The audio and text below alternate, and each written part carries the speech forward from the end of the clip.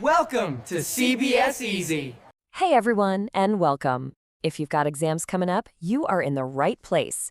Today we're diving into a massive topic, the making of a global world. So let's get right into our journey through history to see how our world got so connected. You know, when you hear the word globalization, I bet your mind immediately jumps to things like the internet or your smartphone, right? But what if I told you the real story of our interconnected world actually started thousands of years ago? It's this incredible story of trade, travel, and even the spread of ideas, and yeah, disease too. So here's our game plan for today. We're going to start way back in the ancient world, then power through the massive changes of the 19th century. After that, we'll navigate the chaos of the interwar years, see how the world rebuilt after World War II, and then we'll finish up with a super fast wrap-up of all the key stuff you need to know. All right, let's kick things off with the pre-modern world. Think of this as the foundation, kind of like the tutorial level for the globalized world we're all living in today. Check this out. This shows the legendary Silk routes. But don't picture just one single road. This was a huge, sprawling network, crisscrossing both land and sea that basically stitched together Asia, Europe, and North Africa for centuries. And it started way before the Christian era. And it definitely wasn't just about silk. You had Chinese pottery and Indian spices moving one way, and then precious metals like gold and silver flowing the other. But what's really wild is how food traveled. Get this. It's believed that noodles from China actually traveled west and eventually became spaghetti. And later, after the Americas were discovered, foods like potatoes, tomatoes, and chilies completely changed diets in Europe and Asia. The simple potato, for example, meant Europe's poor could eat better and live longer. But it wasn't all good news. Along with all these goods and ideas, these routes also carried some pretty deadly baggage. We're talking about germs and disease. Okay, let's hit the fast-forward button and jump to the 19th century. This era, a total game changer. The world economy really started to take shape, and it happened at lightning speed, all thanks to new technology and powerful empires. And the first thing you absolutely need to know from this period is a big one for your exams: the Corn Laws.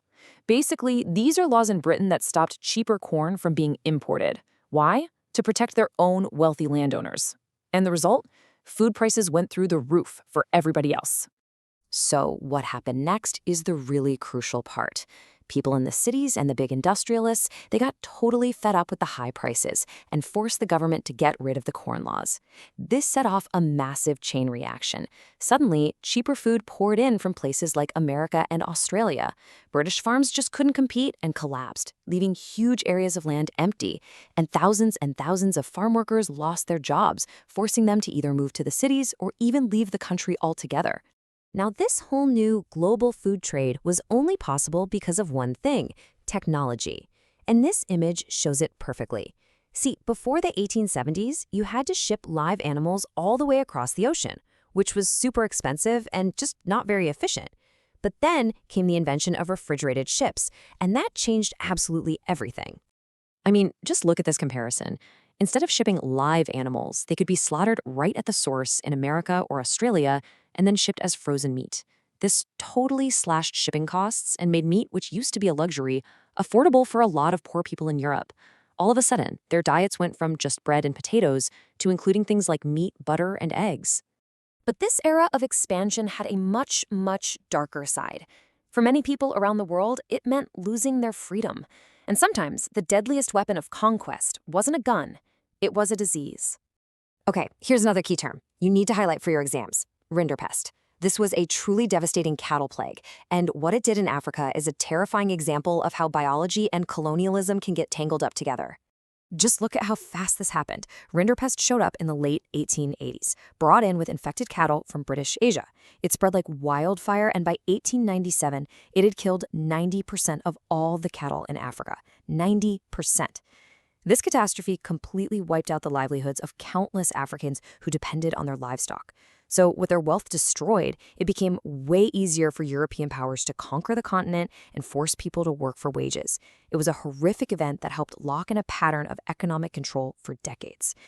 So after all that rapid growth in the 19th century came the chaos of the early 20th century. This period, right between the two world wars, was a complete economic roller coaster of instability and crisis. The First World War left some really deep economic scars. It caused massive disruption, and in countries like Britain, unemployment just soared after the war. By 1921, 1 out of every 5 British workers was out of a job. And the chaos didn't stop there.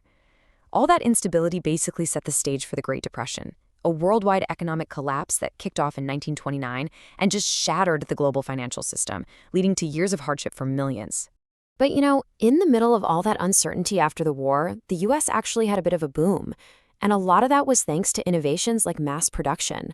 Henry Ford's assembly line is the classic example, right? By perfecting this method, he could build cars way faster and cheaper than ever before. This made cars something ordinary families could actually afford, and it fueled a whole new consumer economy. This prosperity was fragile, for sure, but the rise of American industrial power was a huge sign of things to come. So after the devastation of 2 world wars and the Great Depression, world leaders knew they had to try something completely different. They actually met up to design a new international economic system, one that was aimed at creating stability and peace. And this brings us to our final exam alert for the day, the Bretton Woods Agreement. In 1944, leaders met in Bretton Woods in the USA, and their main goal was pretty simple: preserve economic stability. This historic meeting led to the creation of 2 huge institutions, the International Monetary Fund, or the IMF, and the World Bank. So, what's the difference between them? It's actually pretty simple. Just think of the IMF as the world's accountant. It deals with financial crises and manages exchange rates. The World Bank, on the other hand, is the builder. It was originally set up to finance the reconstruction of Europe and Japan after the war, and later it started funding development projects all over the world.